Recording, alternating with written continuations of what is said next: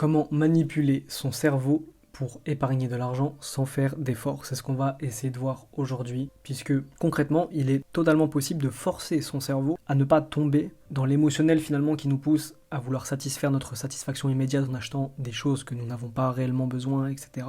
Et donc dans cette vidéo, c'est ce qu'on va apprendre à faire, à former son cerveau à épargner naturellement. On va parler des techniques psychologiques qui existent et qui détournent vos habitudes de dépenses impulsives. On plongera dans la psychologie de l'épargne. On explorera les stratégies qui existent pour réajuster vos habitudes financières et je vais tenter de vous expliquer comment mettre tout cela en place sans effort. Alors, pour commencer à économiser efficacement, il est essentiel de comprendre les mécanismes psychologiques qui influent notre manière de gérer de l'argent. Regardons plus en détail les aspects psychologiques de l'épargne. Nos décisions financières sont souvent plus guidées par des émotions que par des calculs rationnels. Et c'est totalement normal. Par exemple, les achats impulsifs sont un excellent exemple de la façon dont nos émotions affectent nos finances. Souvent, acheter quelque chose sur un coup de tête nous donne un coup de dopamine. Un sentiment éphémère de plaisir qui peut mener à des regrets une fois l'effet dissipé. Identifier ces moments pourra nous permettre de mettre en place les défenses nécessaires pour pallier à ça. Une technique efficace est d'instaurer une période de réflexion d'environ 24 heures, ou plus, avant de réaliser des achats non essentiels. Ce simple délai peut réduire considérablement les dépenses impulsives en donnant à votre cerveau le temps de considérer l'utilité réelle de votre achat. Par exemple, moi je me donne généralement un délai de 1 à 3 mois avant d'acheter un truc qui je sais mais inutile mais qui me fera plaisir. La gratification immédiate tend à l'emporter sur la satisfaction long terme dans nos décisions d'achat. Il faut apprendre à reprogrammer cette tendance pour augmenter nos capacités à épargner, en remplaçant les dépenses impulsives par des investissements réfléchis. Et tout ça en améliorant nos habitudes de consommation.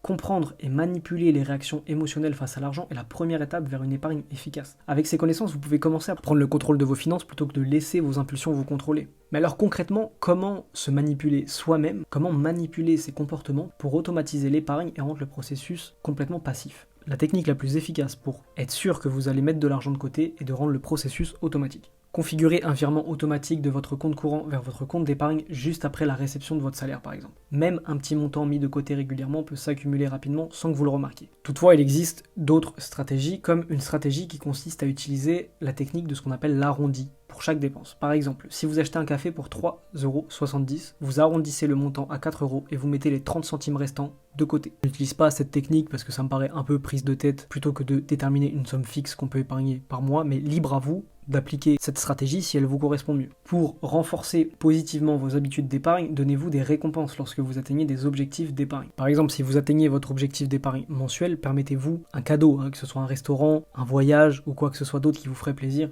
Sans tomber dans l'excès, évidemment, le but n'est pas de dépenser tout ce que vous avez mis de côté.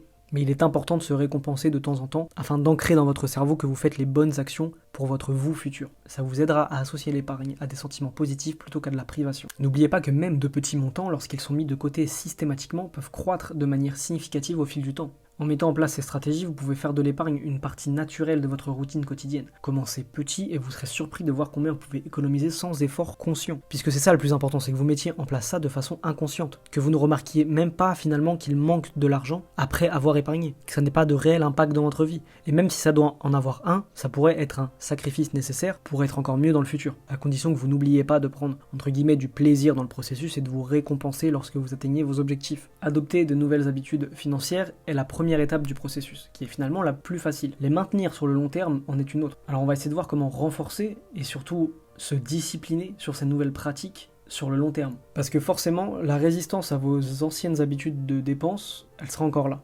Il sera facile de retomber dans des schémas familiers, surtout sous pression ou en période de stress. Alors on va essayer de voir des stratégies pour solidifier vos nouvelles habitudes et les rendre résilientes face aux tentations. Une méthode efficace est de visualiser régulièrement vos objectifs financiers. Que ce soit l'achat d'une maison, d'un voyage, d'une retraite anticipée, peu importe, gardez ces objectifs bien en vue, utilisez des outils comme des tableaux de visualisation, des applications de suivi des objectifs pour ne pas oublier votre but. Vous pouvez totalement mettre en place ce qu'on appelle un vision board, toujours avec mon accent incroyable, qui est typiquement juste de vous mettre des photos, des phrases, des citations, peu importe, de vos objectifs à long terme et de tous les jours le regarder un peu, vous rappeler pourquoi vous faites les choses. J'en viens à la deuxième étape, qui est d'avoir un pourquoi. Sur une feuille, il est hyper important de vous marquer un pourquoi vous voulez faire ça, pourquoi vous voulez mettre de côté, à terme par exemple pourquoi vous voulez investir, pourquoi vous voulez devenir libre financièrement, etc. etc.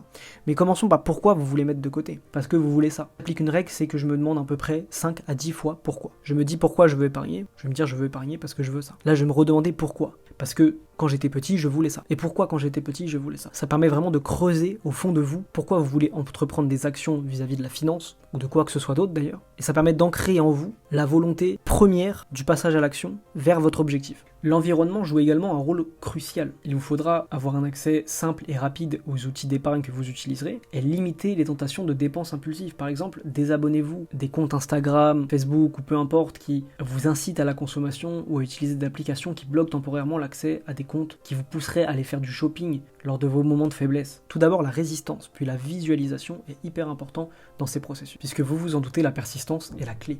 Ne vous découragez pas pour les petits échecs, ça arrivera parfois de tomber dans des achats compulsifs. Il ne faut pas se jeter la pierre à ce moment-là. On repart du bon pied, même après avoir fauté. L'apprentissage financier est un processus continu. Il faut célébrer chaque victoire, peu importe sa taille. Utilisez tout ça comme des tremplins pour les prochaines étapes. En renforçant ces nouvelles habitudes financières et en résistant aux anciennes, vous construirez un avenir financier beaucoup plus solide et évidemment plus stable. Ces stratégies, elles vous aident pas seulement à épargner de l'argent, elles transforment la façon dont vous interagissez avec vos finances au quotidien. Continuez à appliquer ces leçons et vous verrez votre sécurité financière se renforcer de jour en jour. Vous avez maintenant de quoi transformer l'acte d'épargner en une expérience presque sans effort. De l'automatisation de vos économies à la manipulation de vos habitudes de dépenses, chaque stratégie a le potentiel de révolutionner votre façon d'épargner. En adoptant ces méthodes, vous ne modifiez pas seulement la manière dont vous économisez, vous changez également votre relation avec l'argent. L'épargne devient moins une corvée et plus une partie intégrante de votre vie quotidienne, enrichissant votre futur sans compromettre votre présent, et ça c'est le plus important. Je vous encourage donc à mettre en pratique ces conseils dès aujourd'hui. Commencez petit et au fur et à mesure que vous avez l'habitude de ces nouvelles pratiques, augmentez progressivement votre engagement. L'éducation financière est un long voyage sur lequel, encore une fois, il faut être concentré sur le processus. Alors si vous avez trouvé cette vidéo utile ou si vous avez des remarques à me faire, n'hésitez pas à les mettre dans les commentaires, à liker cette vidéo et à vous abonner si ce n'est pas déjà fait. Je vous remercie d'être resté jusqu'au bout et moi je vous dis à bientôt dans une prochaine vidéo. Ciao.